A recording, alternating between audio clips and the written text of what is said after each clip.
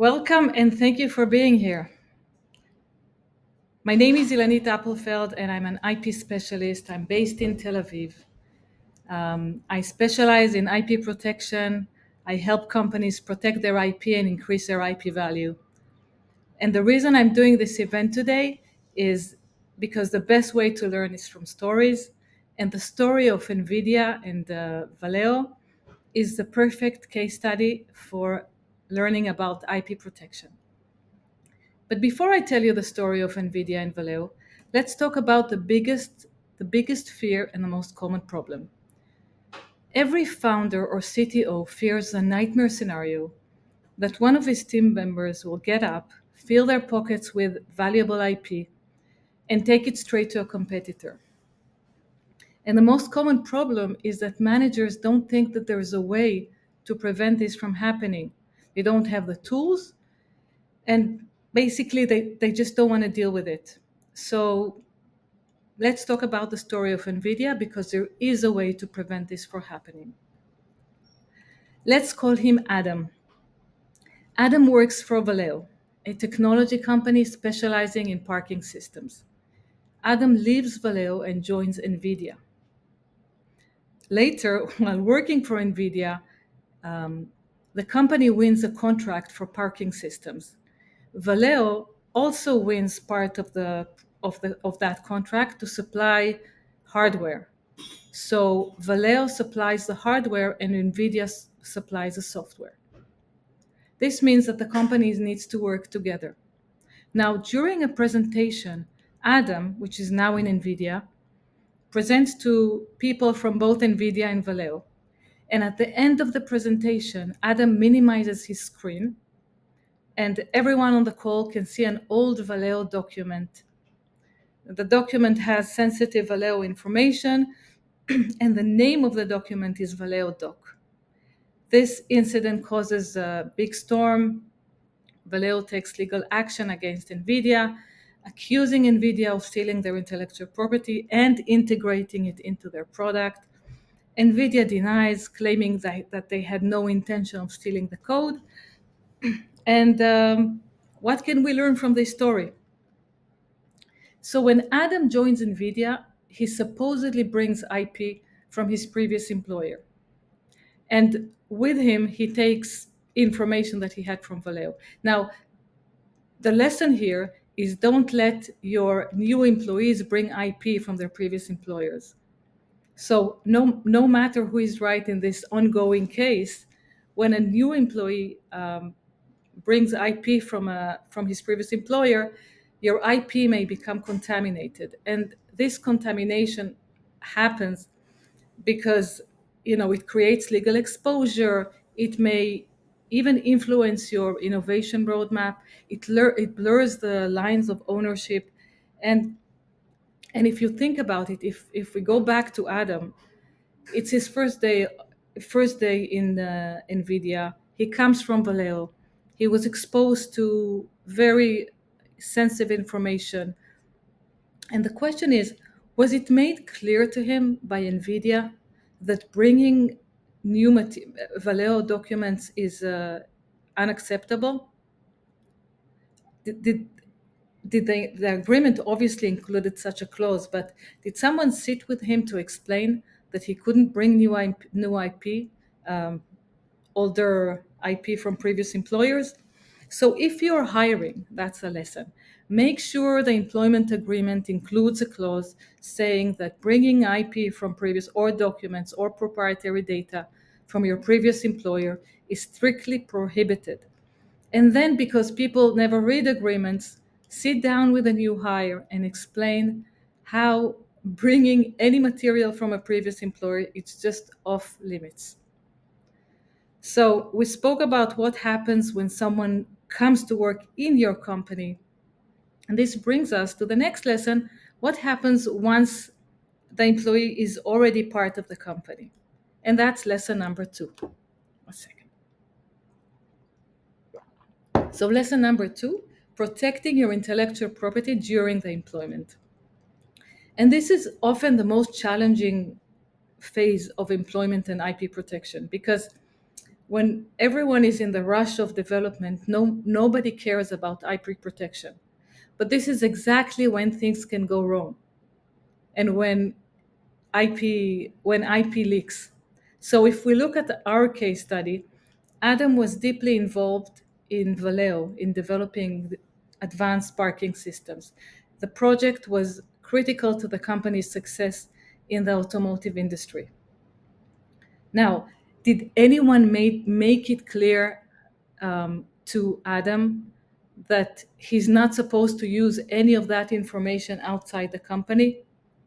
Did Adam Was Adam aware, or did he fully understand the responsibility on his shoulders? And when he left Valeo and he was already at NVIDIA, why did he have access to a document called Valeo Docs that was related to the company's sensitive, secret source code? Did he use his personal device for work? Did he upload sensitive information while at Valeo? Did he send it to his Gmail account? And regardless of the specific facts, the fact is that companies do not do enough to teach their employees how to behave on the day-to-day on the job. And if you think about it, the highest investment of technology companies is in R&D salaries. So much money is invested in R&D, and yet there is never enough IP protection or education to teach the developers how to handle IP on the day-to-day. So the lesson here is clear. It's your responsibility as an employer to proactively teach your employees how to handle IP assets. And for example, things that you could do: you could conduct regular training, you could invite the legal team to come in and talk about trade secrets, you could you could empower your employees, explain that they're actually creating IP assets, but at the same time, explain that they're also exposed and they may expose the company. You could use a system where the sensitive information and trade secrets are clearly marked so that they're treated differently than other types of information. And you could also control who has access to the to, to sensitive information. And I think, to summarize, you could be proactive in understanding who are the people who have access to your trade secrets and sensitive information, and maybe also make an effort to see who are the contributors and who are the ones who are very active with the most precious assets. So it's really about being proactive. And a great platform that you can use for protecting your IP is called Tangibly, and it offers wonderful tools to manage trade secrets, also from the information management aspect and also with the aspect of employee interaction. And it's a platform that we're using, we're seeing clients benefit from it, and it's very good to use such tools because it makes things easier to manage. So I'm not sponsored by them, although maybe they should sponsor me. But Tangibly is represented in Israel by Arad Ophir. For those of you in Israel who know Arad Ophir, the one and only, you're welcome to message me if you want more details about Tangibly. And also, something that I've learned today is that there is a seminar taking place in Tel Aviv in November, hosted by Arad Ophir, so you could contact them directly to register, and I'm sure we'll post more stuff about that. So to summarize the second lesson, if you don't teach your employees how to properly handle IP, they will share it in the worst possible time, and they can, send themselves material just in the middle of an important due diligence. They can share stuff on LinkedIn because they want to do an effort to show what the company is doing. They can they can even discuss it with visitors who come or with investors who come who they think they should impress. So there are so many stories about people sharing stuff that they shouldn't have shared just because they didn't have clear guidelines on what they should share and what they shouldn't. And this leads us to the third question. Sorry, the third lesson. which is how to properly offboard employees.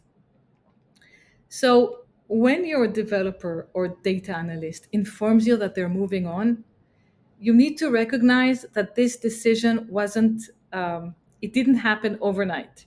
Okay, they were planning for weeks, reviewing, sending information to themselves, or interviewing. They may have even used proprietary data or sent it to some a potential employee.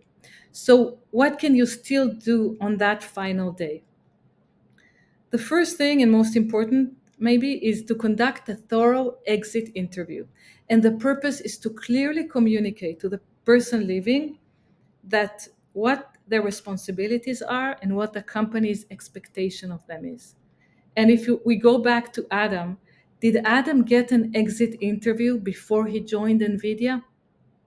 And I don't know the facts of the case, but a simple conversation with Adam might have uncovered any issues that were underlying.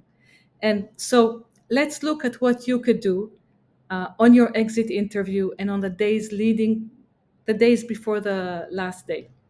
You could sit down and talk to them about the importance of the specific materials that they were exposed to.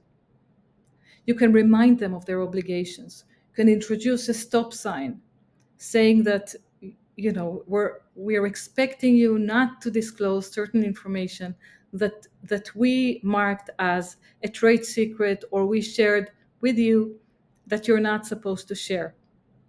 Now, I think the most important thing is that the departing employee should understand that they can feel at home and take whatever they want. And you could check with IT department any irregular activity leading to the day before they left and see if there's anything going on there. And some companies even reach out to the new employer to express concern. Though, this should be considered carefully, but to summarize, the exit interview isn't just about a friendly goodbye. It's a critical moment where you set clear expectation, a red stop sign signaling the boundaries. And I think don't be afraid to have a difficult conversation. I feel with clients that this is an awkward moment, but at the end of the day, the employee is leaving. You're probably not going to be in touch with them. And it's really important to have this conversation. And one of the things that we notice is that when employees leave because they're frustrated, it's really bad news for your IP. And people don't make the connection between unhappy employees and IP leakage. And there are software tools that monitor and predict when an employee is planning on leaving. And it's really smart to have that from an IP lens. So definitely interesting to look at that.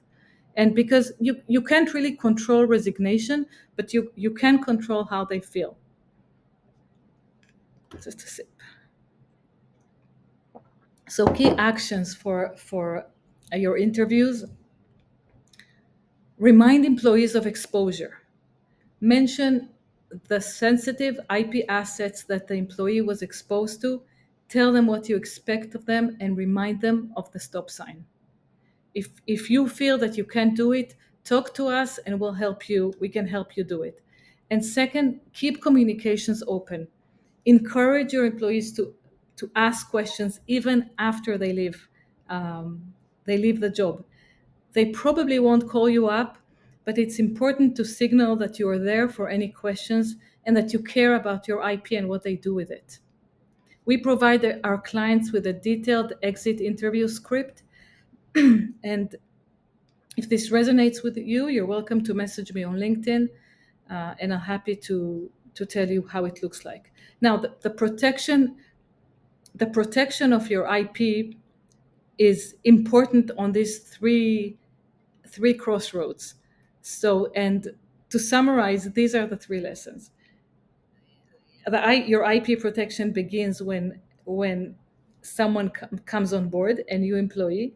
It continues ongoing in the ongoing activities of your employees, and you need the clear guidelines. And you need to do the third aspect, which is an effective exit interview.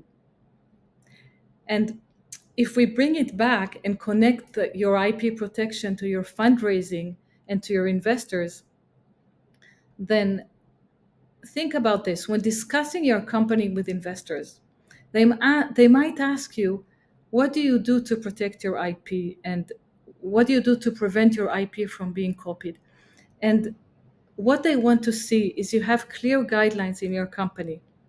We see it in due diligence conversations. They want to see that there's clear guidelines and the employees have a structure where they know what is expected of them. And by showing investors that you have these protections in place, you give them the right signal and you provide them with the assurance that their investment is secure. Thank you very much. And if anyone has questions, I'm happy to answer them. And if you have comments, then I'll probably answer comments after a little later on. Thank you very much.